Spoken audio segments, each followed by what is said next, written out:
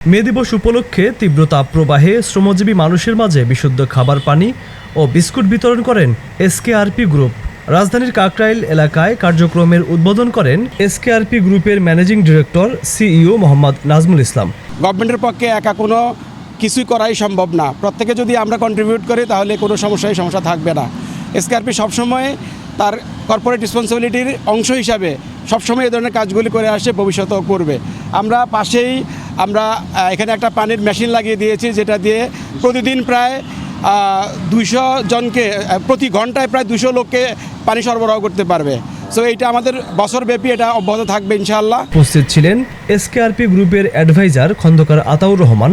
অন্যান্যদের মধ্যে উপস্থিত ছিলেন রূপায়ণ করিম টাওয়ার ওনার্স অ্যাসোসিয়েশনের সেক্রেটারি ও বঙ্গবন্ধু স্যাটেলাইটের পরিচালক বীর মুক্তিযোদ্ধা ডক্টর এস.এম. জাহাঙ্গীর আলম। গরমের মধ্যে মানুষ যাতে একটু স্বস্তির নিঃশ্বাস খুঁজে পায়, এই জন্য আমরা বিশুদ্ধ পানির মেশিন বসানো হয়েছে।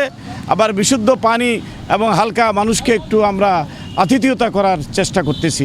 এটা হলো একটা মানবাধিকার যাতে আমাদের বজায় থাকে এবং সকলের প্রতি যাতে সহানুভূতিশীল থাকে এবং মানবাধিকার সবাই যাতে সচেষ্ট থাকে, এই জন্য আমরা উদ্যোগটি গ্রহণ করেছি। এছাড়াও বিশিষ্ট ব্যক্তিবর্গ উপস্থিত ছিলেন।